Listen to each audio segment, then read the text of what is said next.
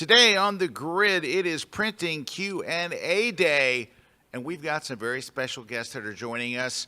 Rick Sammon, a living legend, the human trailer hitch, will be here, as well as Dano. Dan Steinhardt from Epson is also here, and we're going to be talking all about printing. It's going to be a really fun day. And also, we've got news, right? We've got some phenomenal giveaways today. It's going to be a fun day on the grid. And it all just starts in 12.4 seconds. Let's go! The Grid is brought to you by Platypod, the tripod alternative that is changing the world. Everybody has a Platypod. You should too. Go to platypod.com. Hey-o! Here we are. All right, hey everybody, we are back. Or no, we're not back. I guess we're Well, back. we're back We're back again. for today. JD's back. Tell a friend. Yeah. Anyway, welcome everybody to the grid. It's 1 o'clock-ish on the East Coast. And Kuna's here. Yes, I am. K-Man. We're talking about printing. Kuna man. Got questions. Talking about printing. But I'll tell you what, we don't have the answers. We got people with the answers. We have people with the answers. We have the answer folks here. So joining us in just a few moments will be Rick Sammon and Dan Steinhardt from Epson. And they are printing moguls. And I will say, with Dano here, we have another angle with this show. And I don't think we've ever talked about it, but basically, we have like the expert of printing on the show. So if you can stump Dano on any question during the show, luck. Rick Sammon has a special gift for you that he'll talk about in a second. Dano was born in a print tank. Yes. They did a water birth in a print tank, and it was, by the way, it was cyan, the cyan tank. Cyan. Anyway, so that we've got that coming up. Okay, just a couple of quick things. We are about a week from the biggest Photoshop training event of the year. Photoshop World is coming up, and we'd love to have you join us there. We've got a killer lineup of classes, and it's not just Photoshop. It's Photoshop, and it's Lightroom, and it's all kinds of stuff, and photography, and an incredible look at all these classes. Yes. And you get them all archived for a year, so you can go rewatch any classes you missed. Or even if you can't watch it live, you can still get the whole thing and watch it anytime you like, stream it on demand. So that's really, really nice. And let's look at all these classes. It's an insane amount of classes over 3 days. And then scroll down a little further and look at some of these instructors. There's also a pre-conference day beforehand. But, I mean, so many great instructors, right, including people from the Lightroom team at Adobe. So, Oh, yeah. so very We're happy having a to keynote honored from to have Adobe, them joining yeah. us. And you got some of the biggest heavyweights in there. There's Rick Sammon. I've heard of him. Yeah. Joe McNally. There's Moose. There's like everybody. There's Terry White. There's Vanelli. Come on, it's Vanelli. There's Serge Ramilly. I mean, everybody. Deb Sandich, Tracy Sweeney, Hilmar, Colin Smith. Man, we got everybody. Rob Sylvan, rockin' Rob Sylvan. Anyway, it's going to be a great conference, and I hope that you'll go to photoshopworld.com. If you sign up right now, you can save $100. So go now. Don't wait till the last minute and pay the full price. Just go now. $100 is $100. All right. It starts on Monday with pre-conferences, and then Tuesday, Wednesday, That's Thursday. right. It starts Monday, and then But again, if you can't come to every session, you have like something, you're not going to miss out because you're going to get every session archived. Yep. Even if you can't, because you can't be at two places at once. So if there's one track that you're like, I want to watch this, you're going to be able to watch the other class because you get that in the replay. Yeah, you're not going to miss out on any of the techniques or tips because you can watch them on demand whenever you want. So there you go. All right, that's first. That's up. Next is I have announced to a small group of people that I'll be leading a workshop with Mimo Madani in Sydney, Australia, coming up in November. If you're not already on my mailing list and you want a chance to grab the last 3 seats, go to scottkilbyworkshops.com, scroll to the bottom of the page, and put in your email address, and you'll be among the first. You'll get a shot at it before the public goes, because if you scroll up a little, you'll notice that that's not the right page. That's not it. That's not it at all. Yeah. Reload the page. How about that? Reload that page. There we go. Now scroll down. There we see that right there. See, it says tickets soon. Yep. That's because all the people have to that are on that newsletter list that you're signing up for. They're the ones that get the first crack at it after the people who've been to other, of my workshops. They get, of course, very first, but you get it before the public. So go there. It's November 18th through 21st. It's in Sydney, Australia. It's like going to the Outback Steakhouse. Yeah. In fact, it's You exactly. throw another shrimp on the barbie. It's like every night going to the Outback Steakhouse, but you order just something like- different. One night it's the just Alice like Springs it. chicken, then it's the Outback Special, and then it's the prime rib. It changes every night. Okay, and a bloomin' onion also included. All right, what else is happening? There's something else. Yeah, I mean, Photoshop What World. is that other? Hold on, there's something else that's going on. Well, while I'm thinking of it, Mr. Kuna's got Yeah, some we got a giveaways. giveaway. What are we giving away So today? we're gonna get a grip with the Platypod grip. So we got the Platypod grip coming at you. Great attachment for putting your smartphone on a tripod, Platypod. Even you get that little disc over there. It's called the Platypod Basic, and it will attach to that. And it's a really nice, compact version of the Platypod. That was really well said. Yes, right. And then Compact version. the Lightroom Classic book. So we're It's giving like away having Captain Kirk. Yes, Lightroom Classic book. So we're giving away that.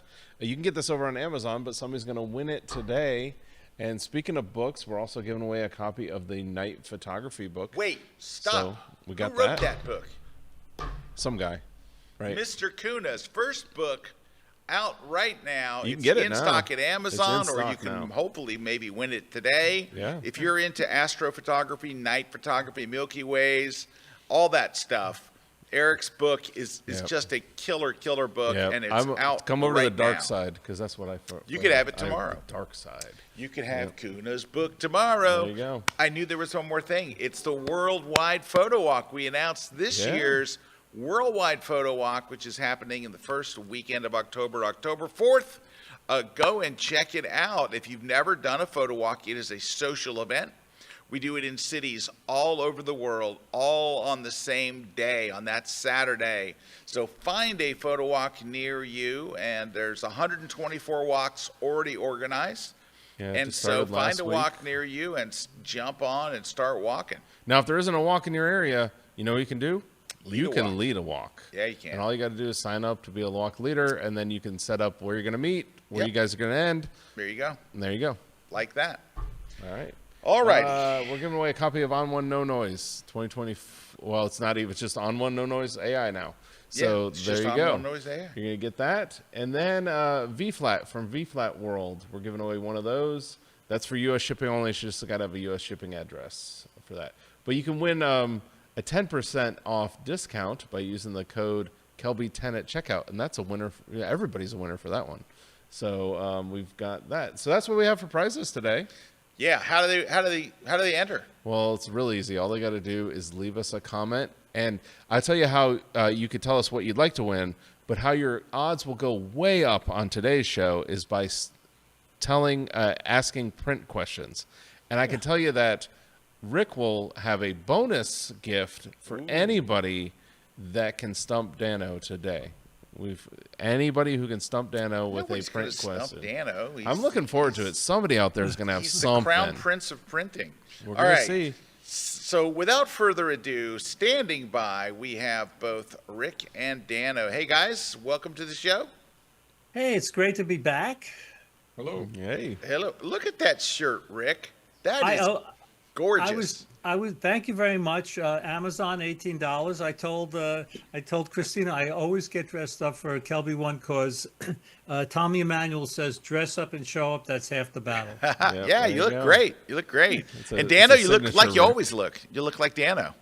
Well, I'm going to the gym now and working out so that someday I might be able to fit into one of Sammon's shirts. Dude, I got a long way to fit into one of Rick's. But good to see you, Dano. Dano is a professional wearer of the polo shirt.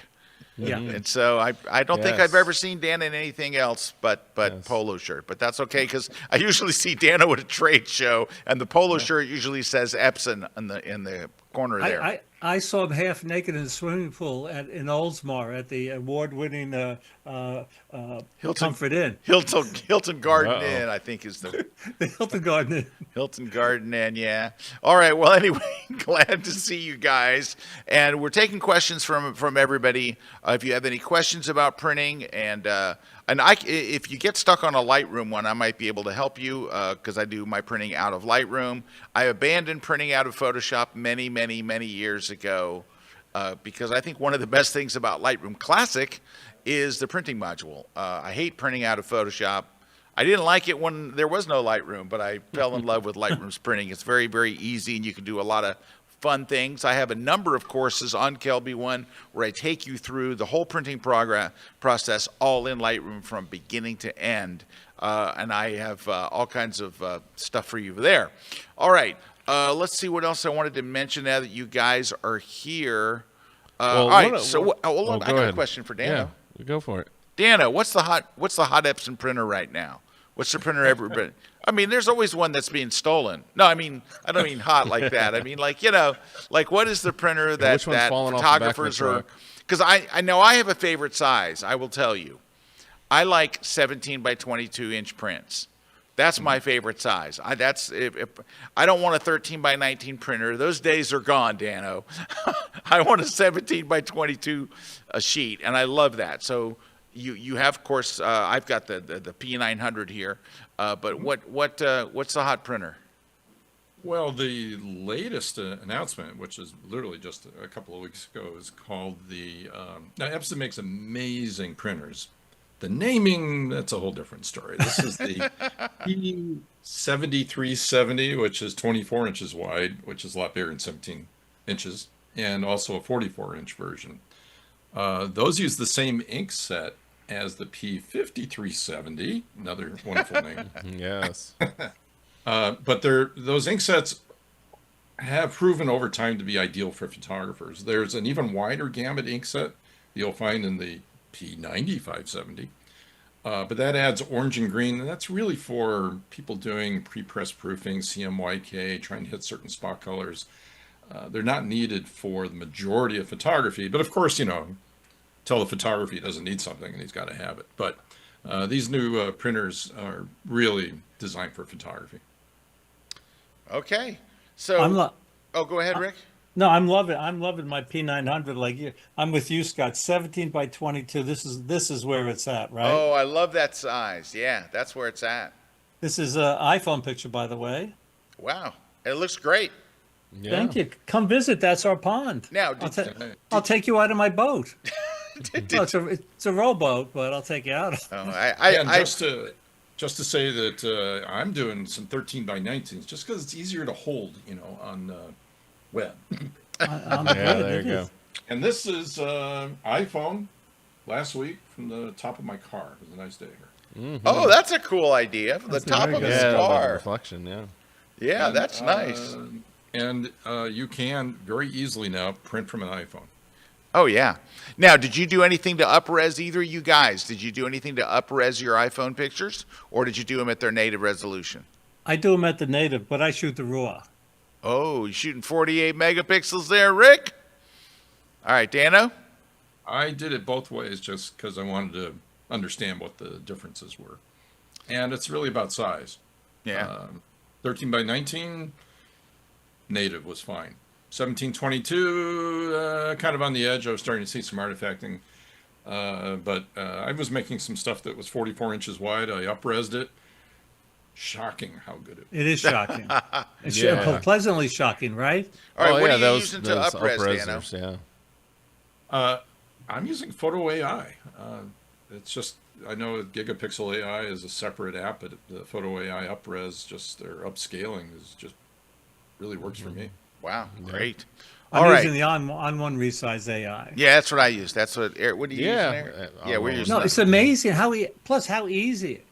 Right, you could do it by percentage or by scale or by inches. It's. I usually go by a percentage. Did you get the new one yet, Rick? They just came out with a new version. I'm not Scott Kelby, so.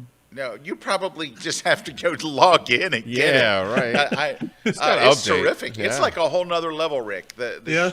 I mean, it was great, and now it's great. Now it's greater. Oh, okay. They made a big advancement with this one. Like if you see the before and after difference from the old version, which we all thought was so great, now you're like, I can't use that old version. It's trash. Yeah, it's that big a difference. Hey, we got some questions coming in. Amy's asking one. Amy's asking one. Yeah, she's saying, can you tell me the best way to export and not get the background rings? When you say background rings, I'm guessing that Amy is talking about banding. Yes, that's what I'm thinking too. You're thinking banding? I'm thinking banding as well. I think so. All right. So, well, there's things that you can do in Lightroom. There's things that you can do in Photoshop. One of the things to do is, and I will defer to Dano on these, but I'll give you a couple of little things that we do. Is number one is, if you're editing everything in 16-bit, your chances of having the banding go down. If you lower it to 8-bit, so if you have a picture where you shot it in RAW, all right, so you're going to need to shoot it in RAW, so you're at 16-bit and do your editing there, your chances of having that happen go way down. Do all that stuff, and you can try to convert to 8-bit later, and just take a look when you convert to 8-bit. Does it still? Do you all of a sudden is the banding back?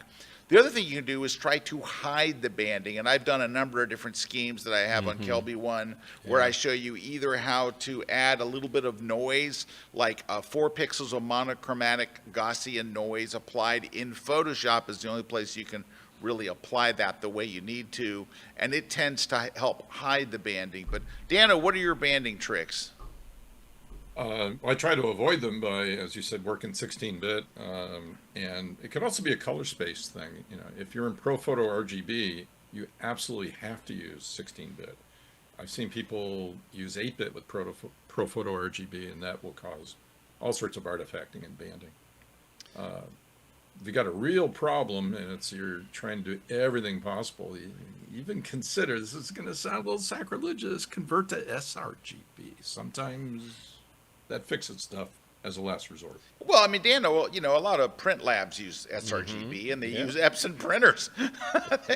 You go to the lab, and I was surprised. I was surprised the first time I went to a pro lab, and it's all Epson printers, and I'm like, I have an Epson printer.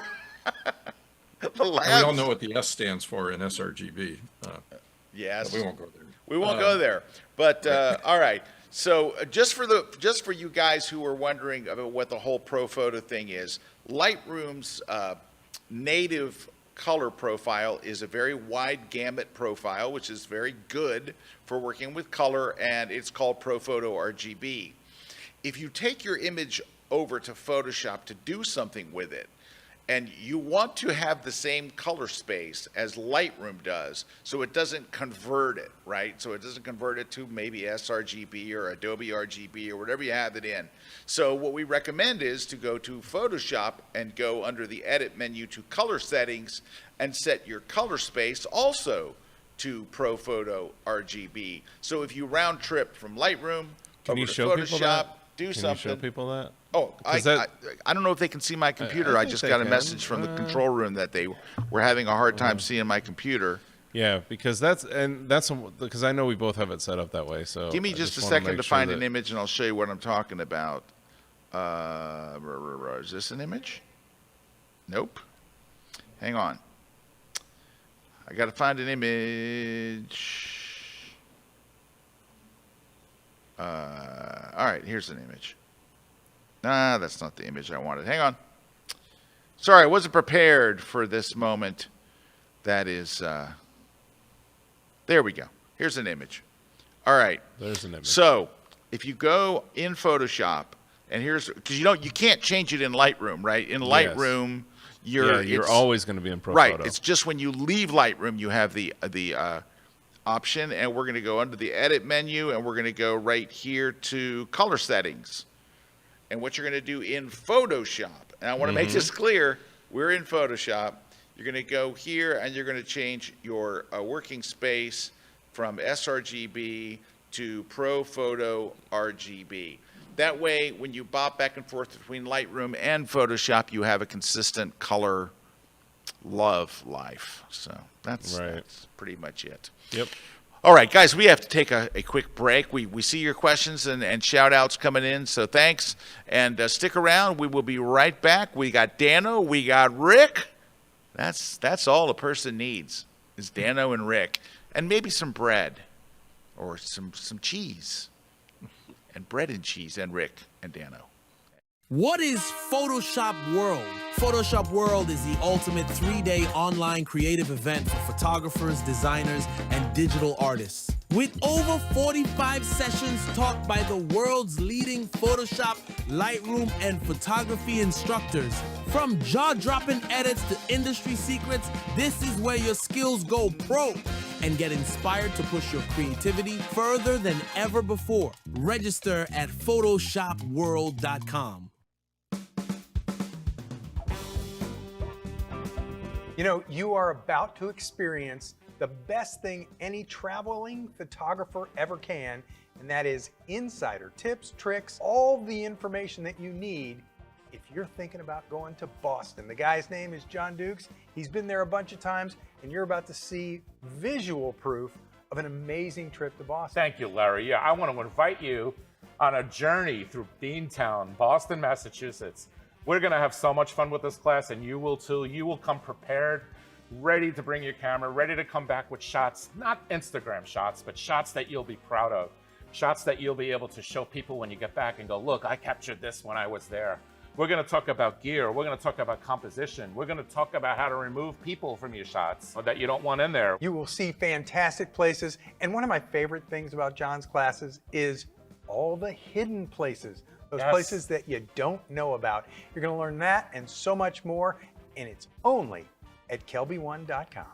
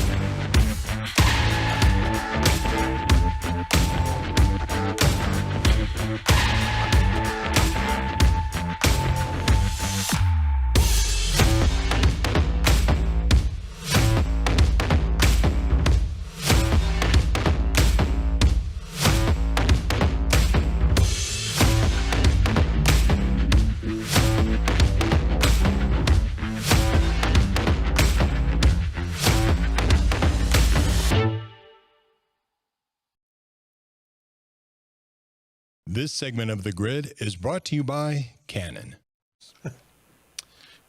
Hey, we are back, Scott and Eric, and we've got Dano, and we got Rick Sammon, the human trader hitch, standing by. What does that mean? What does that mean? I have no idea. I'm getting actually a hitch put on my BMW from my bike for the first time. Oh. So, well, I think maybe the human trailer hitch because Rick pulls you along. Rick pulls there you. you go. That's I'm it. He pulls you along, kicking and screaming the entire way as he throws you in the trunk of his BMW. All right. So we've got questions and we got some shout outs. Who's saying hi here? Yeah, who we got? Let's see. Well, Claire Jones is saying hi. Claire Jones, Lady St. Clair. All right, folks, Lady St. Clair and Dr. T, they are at the, their daughter's getting married tomorrow in Kent, England, and they are there. Now, they're already British, so it's not like they made a trip to Kent. It's like right down the street. Right. Well, I don't know if it's right down the street, but it's close.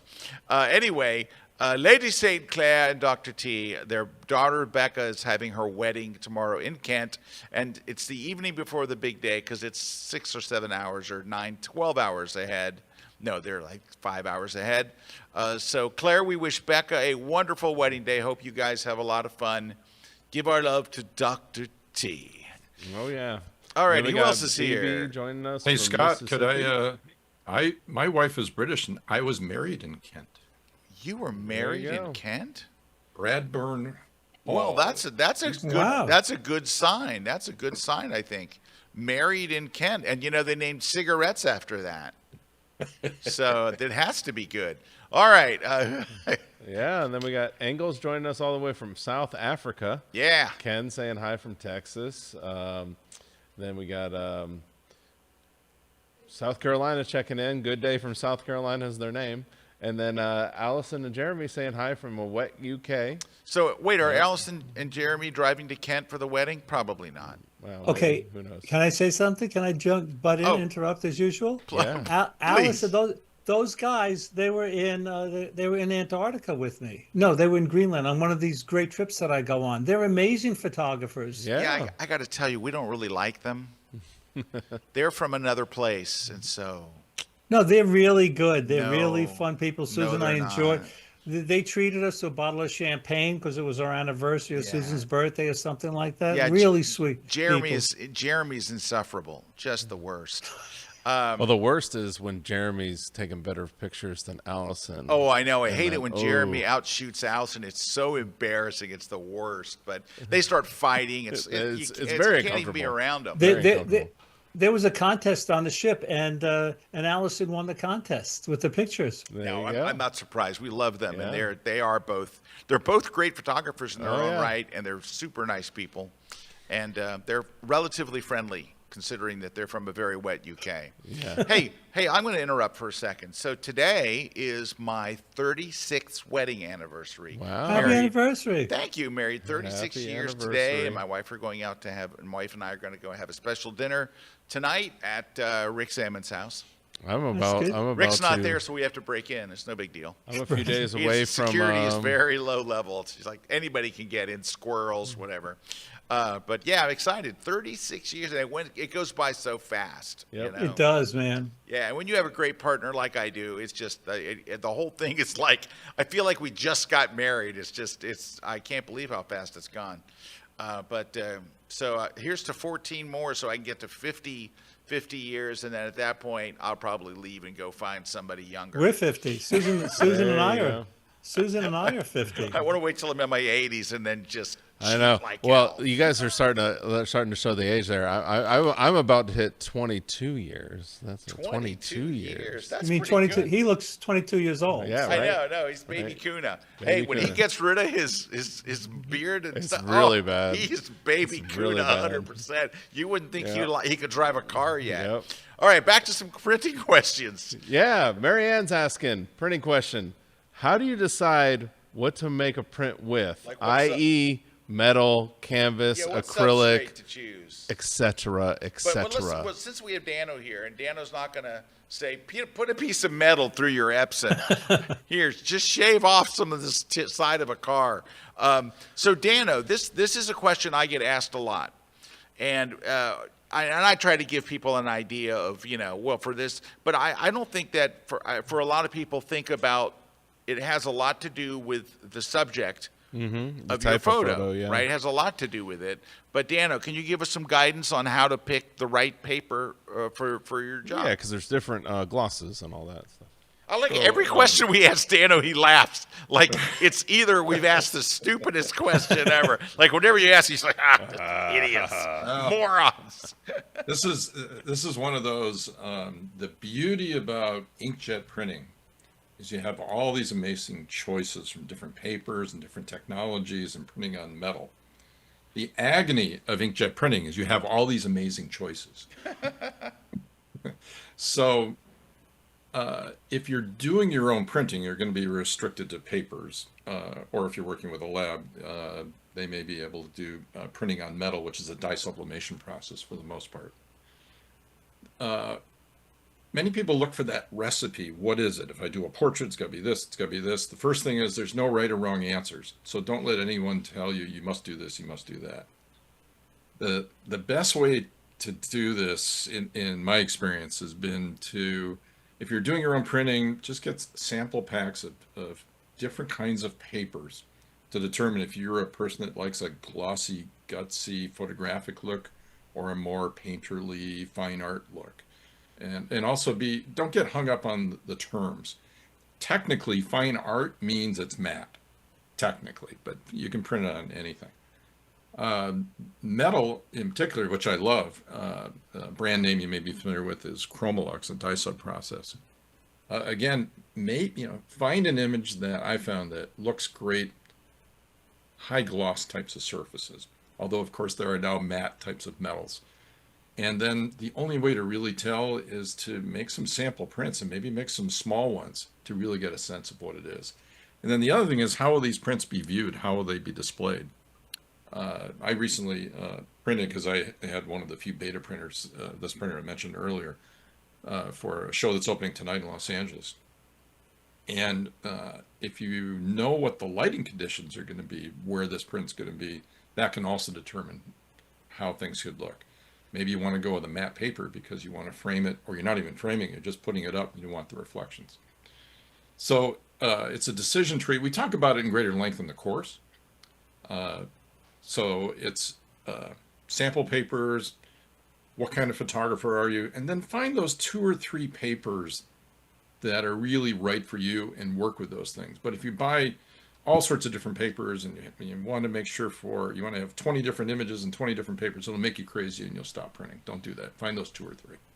Now, Dano brought up something there.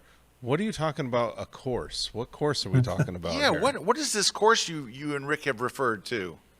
I don't know, Rick, why don't you talk about it? Yeah, this is a really fun course. It's not only the longest class that I have on KelbyOne out of the almost 60 classes. I think it's 2 hours and 20 minutes or 2.5 hours. It's really long, but Dano and I were prepared. We came down, we recorded it in one day.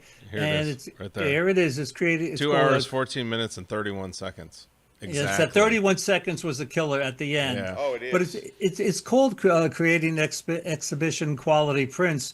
But it's really all about rediscovering the joy of photography through printing. Because, if you look at the first couple of topics there, it takes us like maybe an hour to get to talk about printing, because we're talking about photography. Dano's, like you mentioned before, he's a happy guy. He's smiling and things like that. He knows all about printing. But no kidding aside, he's really a good photographer. He's a very good photographer. And one of the things we talk about up front, which I think Dano's pictures are a good example of, Ansel Adams said a picture should be looked into and not at. So we've spent a lot of time in this class looking into his pictures and looking into some of my pictures. And also, both Dano and I want to thank all the KelbyOne members who clicked on that discuss course button. They clicked on that. They couldn't stump Dano, and we're going to try to. I actually have a question to try to stump Dano, but we have so many comments there and so much feedback. I have again a lot of classes there. Dano has other classes there with you guys. This was so much fun because after seeing Dano in the swimming pool, I really learned a lot. Yeah, it was eye-opening. Can we go back and look at that course page, right? Because Rick has got Rick's picture, his headshot right there looks like he's a concert pianist. I am. Right? I know, but it looks like that. Now scroll down to Dano's, and his picture to me, it's very sexy. It says former Chippendales dancer. That's the vibe. Are you getting that? That's the vibe. Yeah, I can see that. It's not just I me, can see is it? that. All right. Yeah, everyone here in the studio's nodding. They all agree, because I see that and I'm like, Dano's just saying, "Hey, baby." But all kidding What's aside, up? I think we cover so much. Dano, what did we spend 2 or 3 months working on the class together? Dano's up in Rochester, I'm in Westchester, and Dano is a perfectionist. You can see that by his printings and his photography, and it was just so much fun. I've known about Dano for what? Before Erik was born, actually, and we just got to know each other in the last year.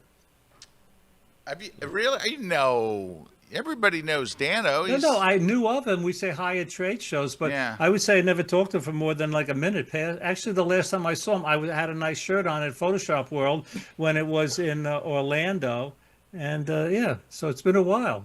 You know what? It's weird. Pizza opens him right up. You buy Dano a pizza, he'll tell you anything. So let's go to some more questions here. Dave Young has a very good question. Dave is asking. Oh, Dano's laughing already. He doesn't even know what the question is. What is There's it? much pressure, it's stumping. Actually, Christina fed him all the questions in advance. No, they're just coming in live. There's no way to do that. So Dave says, how important are profiles, color profiles for printing? They're the foundation of printing. And a color profile is, for those that are not familiar with them, also full name ICC profile. It's basically a way so that the printer, it's a combination of you're telling your file, hey, this is how this is going to look with the paper and the ink in the printer that you're using. You can print without profiles, and you'll be back in the darkroom, reminding me of when I first did color printing way back when I had a big fro, and we used to call that the ring around, where you would make dozens of prints in order to try to hone in on the color. So, and how much does a profile cost, Dan? If somebody wanted to get a profile from Epson for the P900 printer, how much does that cost them? They are free. They are included in the driver. There are people that make their own profiles. There are people that build custom profiles for a fee. But for the majority of photographers, the profiles that are provided for free for Epson papers and other manufacturers who make papers for Epson printers, they're free. So to answer Dave's question, yes, they're critically important. And number two, they're free. So why wouldn't you use them? And if you watch my courses on printing on KelbyOne, I go and I download a profile and I load it in and I show you how to do it all. It's very simple. And the nice thing is you only have to do it once. So it's not like you're doing it every single time you print. Like the profile, it lives there in Lightroom, and then from now on it's easy.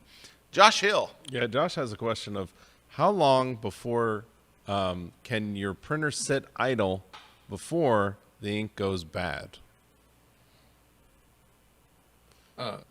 So no simple answer to that, except first thing is, unlike the days of the darkroom where you would get a film emulsion and you put it in the refrigerator and it had an expiration date. You'll see an expiration date on ink, but that's more of a stocking thing at a retailer. Ink doesn't go bad.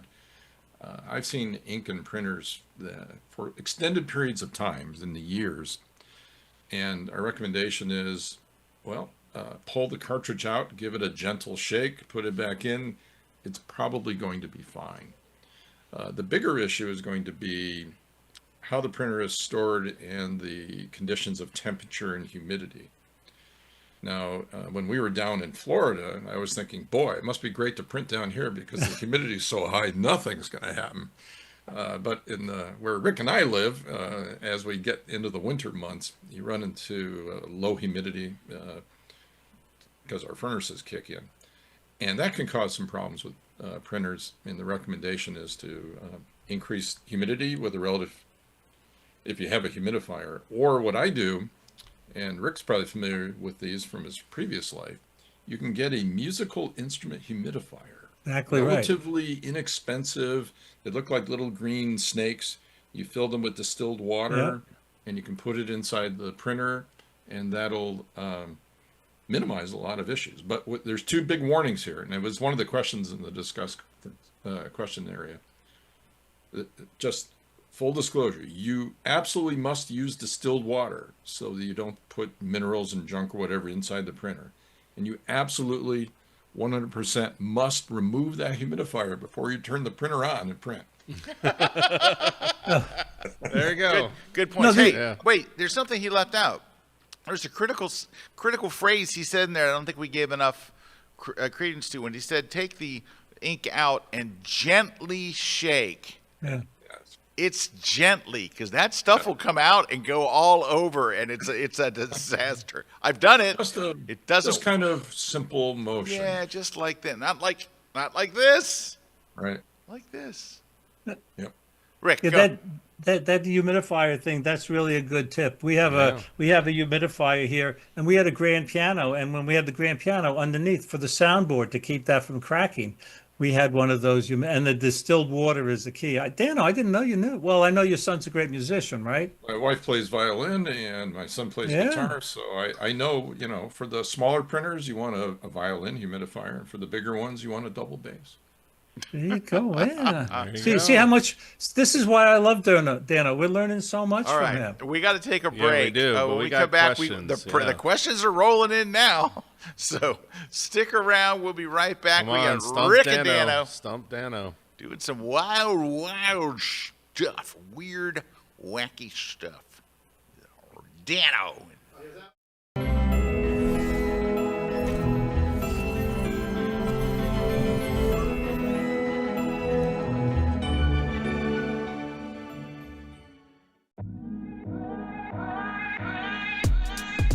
Hey everyone, Rick Sammon here. I'm really excited to tell you about a new class here exclusively on KelbyOne. Now, this is really cool. I co-developed this class with my friend Dan Steinhardt, simply known as Dano in the photographic community. Dano is a passionate and talented photographer. He is also the marketing manager for Epson America in the professional imaging division.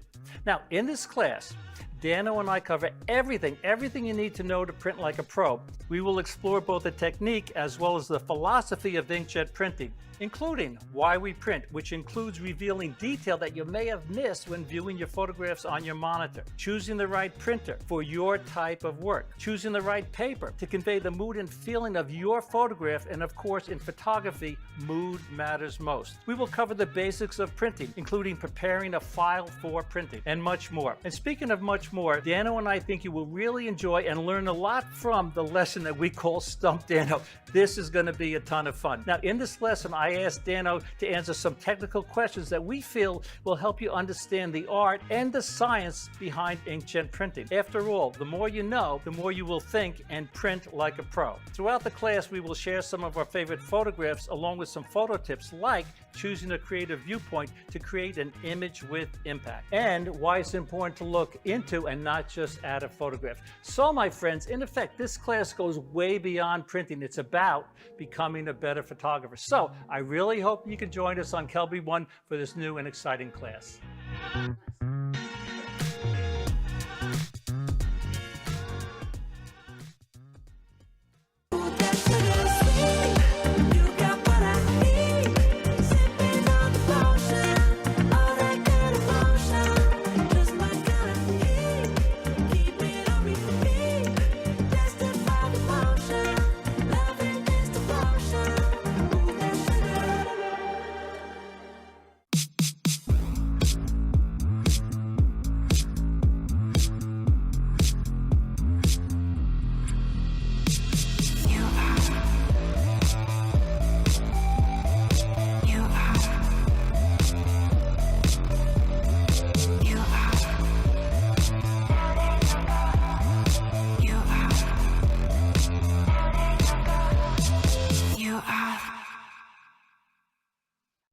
What is Photoshop World?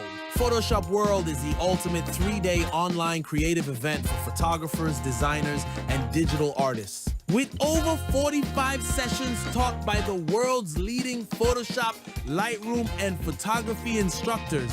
From jaw-dropping edits to industry secrets, this is where your skills go pro and get inspired to push your creativity further than ever before. Register at photoshopworld.com. This segment of The Grid is brought to you by Platypod, the world's most compact tripod base. Hey, yo. We're back. All right. Hey, let me tell you, we're going to do something for somebody.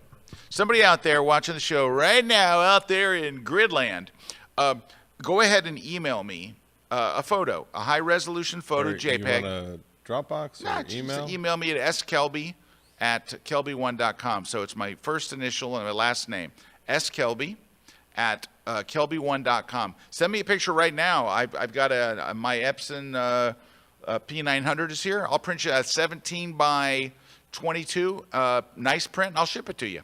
Well, that's it, because Russell's asking you, Scott, Yeah. What printer do you print on? It's the Epson P900. There it's we like go. right over, There like you go. right over the P900. Point in your face there. Yep, But no yeah, problem. it's the P900, and it's right over there. I know. Just Great email it to me names. now. We'll print it while we're going here. And if I can get my laptop to wake up. P900. Yeah, just shoot it over to me and there I'll we pick go. one real quick, and we'll print it out while we're 'cause printing while you wait. Belinda Now we only have said- 15 minutes left in the show. Yeah. We ain't gonna get a lot of printing done. Belinda said, "I've owned a printer for 3 years. It's still in the box." Well, Belinda. Oh, How do we Belinda. get it out of the box? Linda, take that bad boy out of the box. Just take it out and gently shake the ink. Yeah, gently. But Belinda, you would love it. Like, come on. And they're so easy to use today, Belinda. This isn't like your grandma's printer. Printers today they're so easy and advanced, and it's like they do all the hard work and lifting for you. And you'll do it, you'll get hooked, and you'll be making prints, and you'll lose your job and everything, and you'll get strung out. It's like gambling kind of thing. But yeah, Belinda, it's time to crack that box open. All right, and Thomas is asking, when should you buy a home printer instead of using a print service like Whitewall? So, All right, so home printing versus a lab. all right. Well, I would say this is a weird thing because once you start printing at home, it becomes an obsession and you print a lot. And I think having a printer at home, if you print a lot, is ideal. It's economical, it's immediate, you're not waiting days for anything to come. You can experiment, you can try different papers, all the things that Dano was talking about earlier, you get to experience with a home printer. It would be very expensive. Now, nothing against Whitewall, I'm sure they're delightful. I've never used them, but I hear great things. But if you wanted to do those same things with Whitewall, you're talking days and days of turnaround. You're talking quite expensive. Experimentation is not recommended. So it's, but I'll throw it over to Dano and Rick. But I think that what do you guys think? if you're going to be printing on a regular basis, having a home printer is fantastic. If you're going to be printing once every 2 months, then use an outside service. Well, the printer makes it full circle. It gives you total, creative control, whether it's choosing the papers or whatever. And I also think, there's nothing like holding a print. You can look at the picture on your iPhone on Instagram. It's one thing, but you hold a print and then you give a print. Lately I've been making a lot of prints of this. Again, the pond in the backyard. I've been giving prints, to friends and neighbors, and they love it. And then I sign it. So what more? And by the way, Dano and I we talk about it in the question and answer. I sign with the pencil. And Dano, of course, says it depends how to do it, but we could talk more about that. But I find it very, very therapeutic printing. Eric's too young to remember when a picture used to, come out of the developer, and you see the blank piece of paper. I think this is still like magic that you could put, through a wire from your computer or wireless through the air. The image from your computer goes to your printer, and it's like magic. So I'm printing a lot. There you go. How about you, And the best Dano? part for me is it doesn't smell like Fixer. And for those of you who don't know what Fixer is, it's what we used to use in the old days in the dark room. Fixer. Different than when we say you need a fixer, which means you need a guy in a town that will help you get into places. That's a different kind of fixer. It's less wet. But Dano mentioned the sample pack. Dano, your sample pack is 8 by 10 inches or what? It's a letter size here. It's letter size, so it's a letter size sample pack. So this is really a great way to start. But whether you're printing it at home or using a lab, obviously we encourage you to print. But a lot of photographers I know, they don't want to make big prints. They'll have a desktop printer, be it 1319, 1722, and then working closely with their lab and understanding the lab's what profiles they're using, etc. They can then get prints at the lab that are going to match what they're doing at home if they want to go larger. All right. Hey, I'm going to interrupt for just a second. I'm getting prints are coming in here. And Josh Hill, yours almost got printed, but you sent me a low-resolution file, so you're out. Oh, bummer. Look at Carla Ferris's pictures. Isn't that beautiful? Mm-hmm. I think we're going to print Carla's here. Let me take a look at the we size. got resolution-wise. Oh, everybody's sending me such small images. Don't do that. I need big images. Like I'm getting like. Did you get mine? No, you didn't send one. Yeah, I'm getting these like really small size images they don't have enough. Like Carla's picture is gorgeous. Take a look on my screen just to take a look. What a gorgeous picture. Oh. Right? Dead Horse Point. But it's 1280 but by it's like 860 or 824. Yeah, it's 1 megapixel. It's 1 megapixel. I can't print a 17 by. I can do a lot of things with technology, but printing a 1 megapixel picture at 17 by 24 is not going to be one of them. We could take that to maybe 6 with upresing. Yeah, you could go to like 400%, 800%. I don't, but I'm not. Yeah. So, I'll tell you what, if real quick, and I mean real quick, you resend me that, right, Carlos? Resend me that at a high res. I'll get it done. Oh, beautiful picture from James Dahl. Oh, here's a nice picture. Got a great picture from from Warren Green. Let me open up this picture here real quick. Look at this picture. Mm-hmm. And I'll even fix your white balance for you since it was not a concern of yours. Definitely blue. Oh, come on, people. That guy is the winner of the Dick Van Dyke lookalike contest. He does look like Dick Van Dyke. He does. You're right. Holy moly. He absolutely does. There you go. Wow. Get that white balance fixed. Yep. Yeah, definitely blue. He shouldn't look blue, and I know why he looks blue, because you were shooting in auto white balance and he was in the shadows, and so his skin is going to look blue and everything's going to have a blue tint. Doesn't have to be that way though. There's a slider called temperature that will fix that baby right up. And I will say, you know what? This total side note here, because there was a whole judging panel for Photoshop World Guru Awards. Yeah. Number one thing that disqualified most images. Oh no, the white balance. Basic things. It was white balance, or not straight, or not adding any kind of like contrast or punch to the image. It was just flat. And it's like, but again, like during afterwards, we were sitting around. I was like, man, look at this image, and I just slid sliders around, hit buttons. I hit the auto button. I would do that stuff, and then they'd be like, whoa, if I saw that image, it would have won. Wow. And it was just little basic editing, white balance, contrast, straightening that prevented the image. They were great images, but they were locked up and they didn't have the post. Well, I was going to send another one off here. I'm waiting to see if we get Carla to resend that print at a higher res, if she has it at a higher res. And if she doesn't, then I'll pick somebody else. There's some other nice I got another question we could roll while we're waiting. Roll that question, so Carrie's asking, I have a photo of a pink dahlia, so like magenta raspberry pink. Photoshop shows a lot of pink out of gamut. Is there anything I can do to get the print close to what the digital image looks like? Well, Carrie, first thing I would ask is what color mode are you in? Right? Are you in sRGB or are you in ProPhoto or whatever? But so basically, I will say this, Carrie, and Dano may disagree with this, and I'd be interested to hear Dano's take. When I get an out of gamut warning on Photoshop, of course, you see a warning and you think, oh, this is going to look like crud, so I'm going to go and desaturate this color. There's actually a desaturate tool. It's a sponge. It looks like a sponge. And you use it and it desaturates the color, and then it gets it in gamut. However, I generally don't do that. Even if I see it's out of gamut, it prints and it still looks fine to me. I have never had a situation where I saw a gamut warning and I printed and I was like, oh, this looks like trash. I would say, in my opinion, Photoshop over warns you, like it's too sensitive to the color being out of gamut. I want to hear Dano's take on that has been my experience, but I want to hear Dano's take on it. So Dano? We are in violent agreement.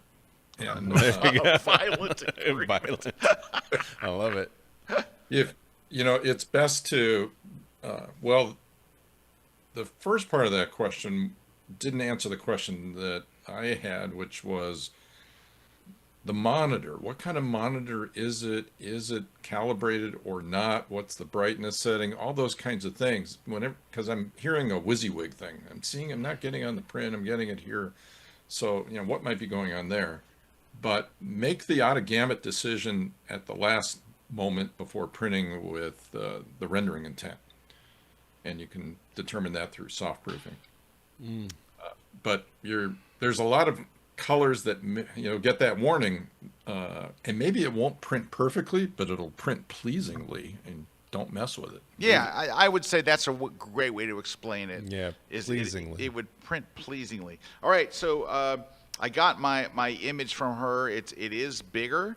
It's not quite as big as I want, so I'm in ON1's AI resize 2026. This thing is unbelievable. So I think I can just get away with doubling it. So doubling it will make it. Yeah, you have enough there. Yeah, and it's 16 bits. So woo, let's go. All right, so I'm going to go ahead and make her print here. Give me a second. And you'll watch how fast it does this. It's just going to take a few seconds to...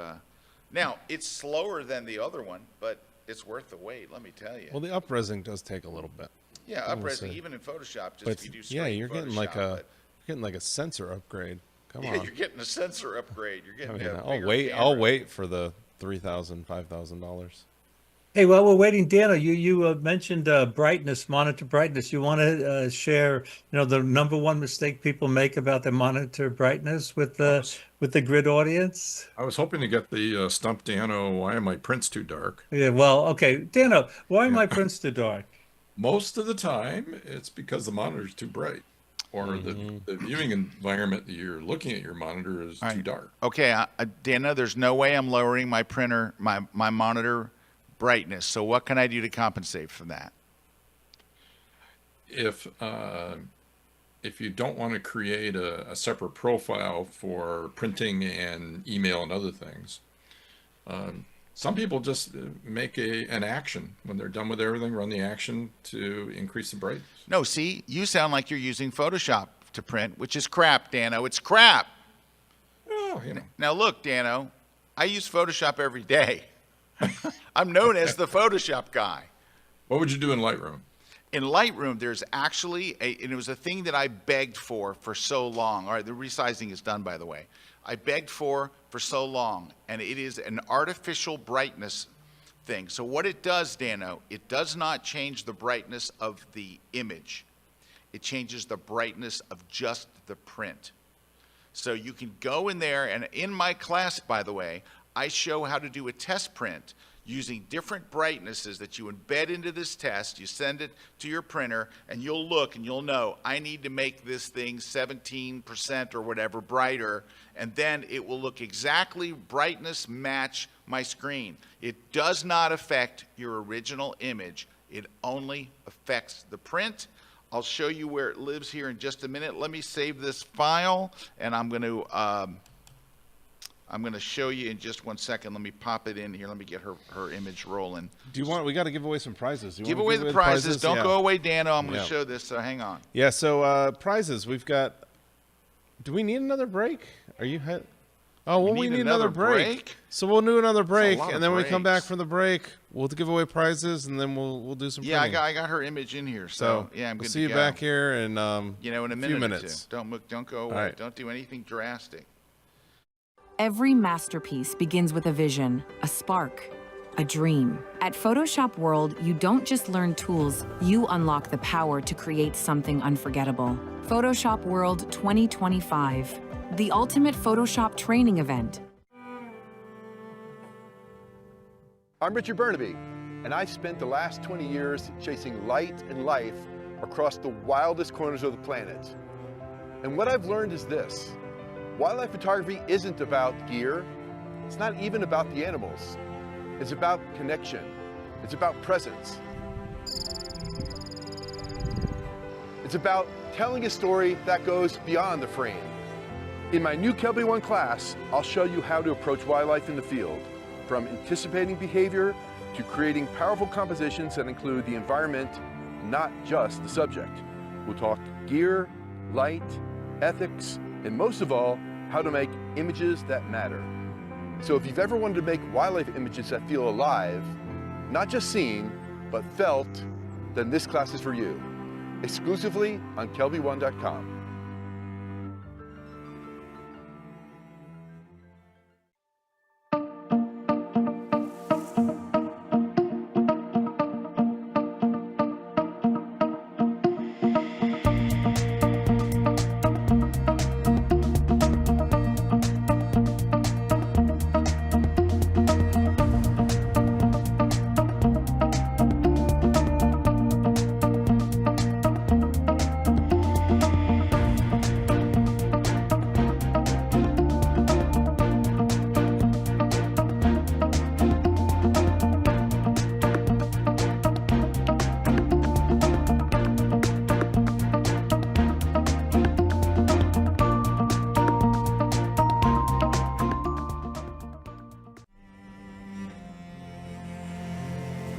Howdy folks, Moose Peterson here in what's been my playground for decades, Yosemite National Park. This is part of KelbyOne's National Park Series, and we've got something very special for you. Well, whether you're a first-time visitor or you've been here many, many times, it's gonna be new every time. We're gonna start off at Tunnel View, a place that's gonna get you revved up. We're gonna take you up the trail to Yosemite Falls. And we're going to take you up personally, intimately with these places. Where do you go? Where do you stop? What cameras do you take? What lenses?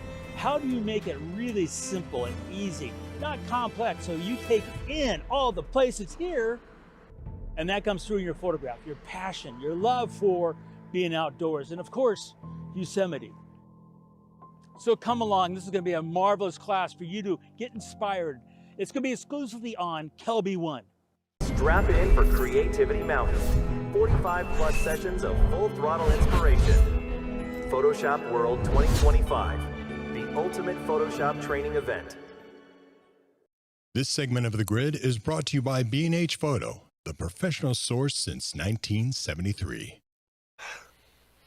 All right, we are back, and I am printing I'm printing Carla's image. We got to get. Let me just show this before we do the giveaways.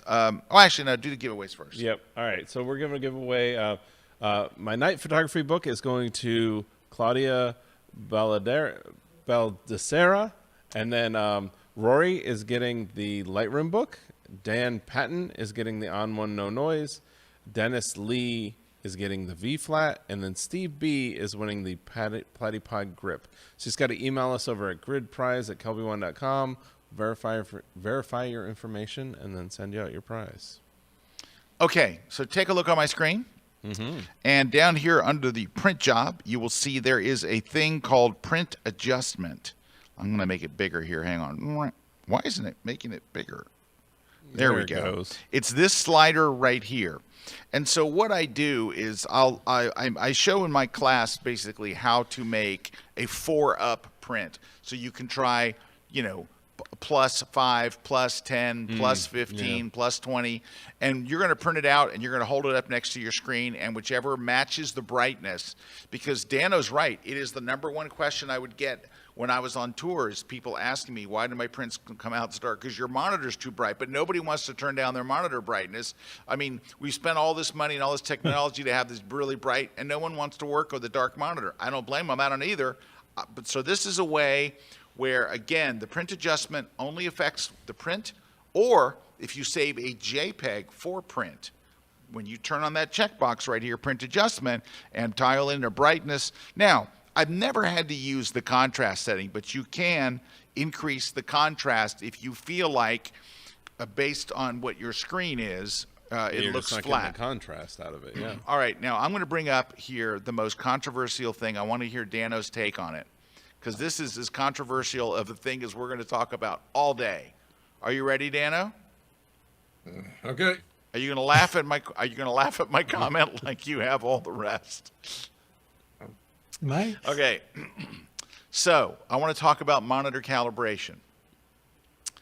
So Dano, I've owned many hardware calibrators, many, and I stopped using them years ago because I have an all Mac workflow.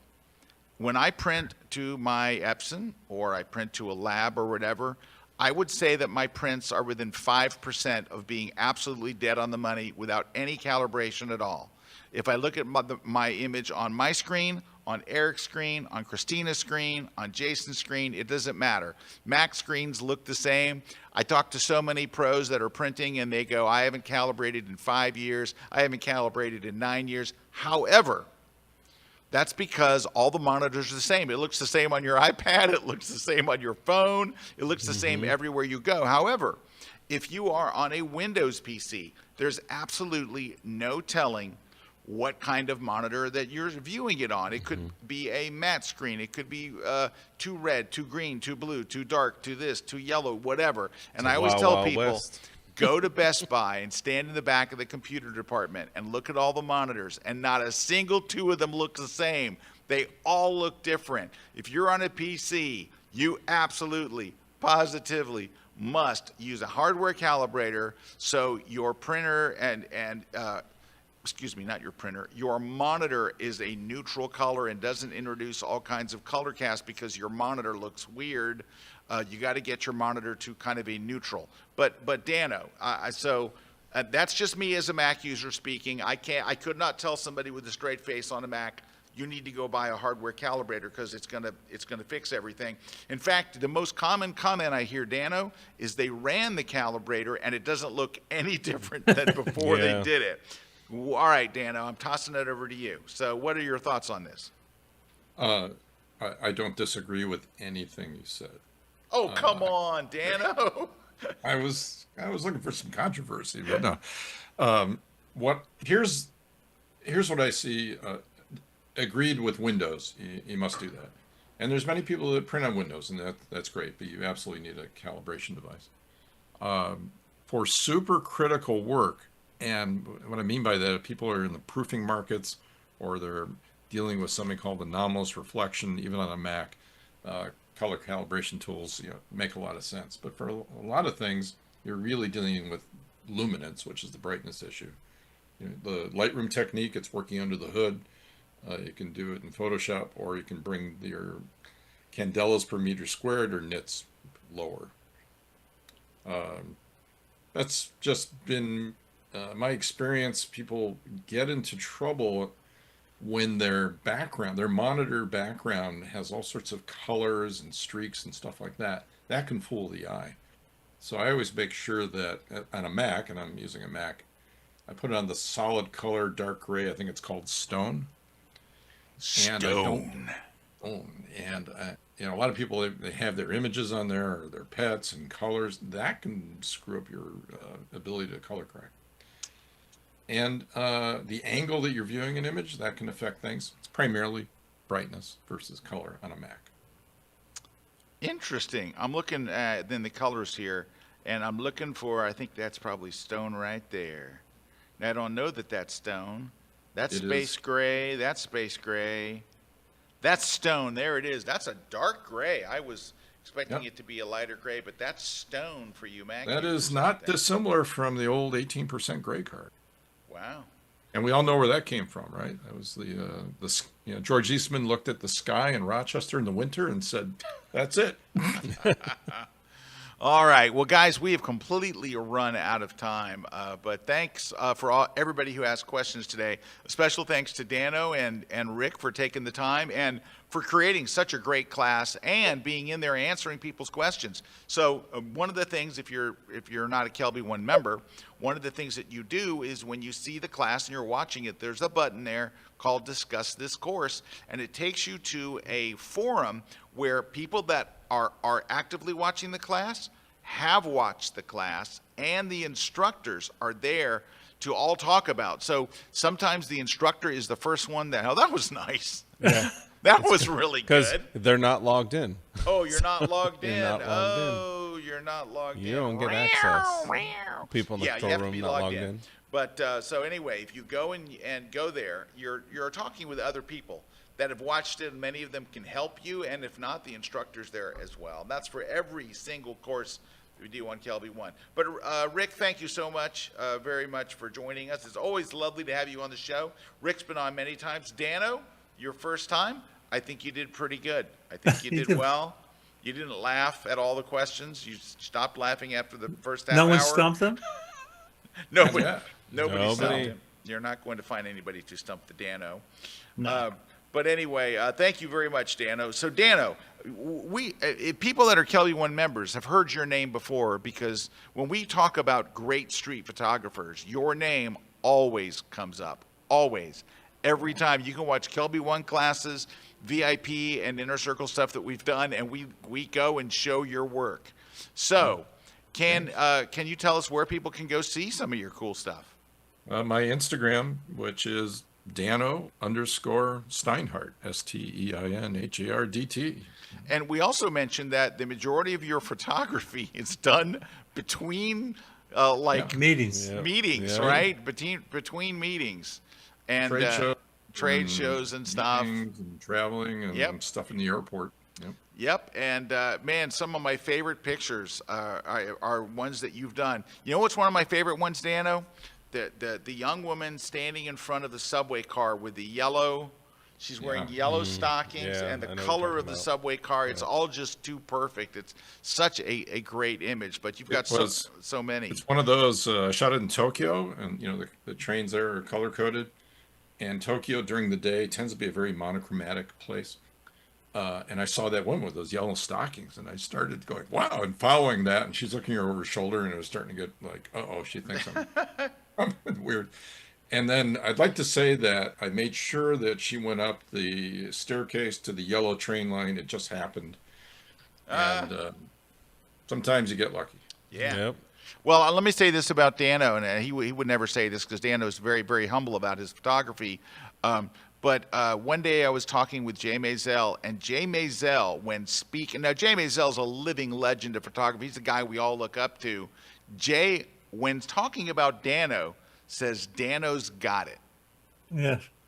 That's a hell of a compliment to get from a legend, a guy that they'll be studying his life for years and years and years in colleges and in photography school, says Dano's got it. That's something. That's that is. Yeah.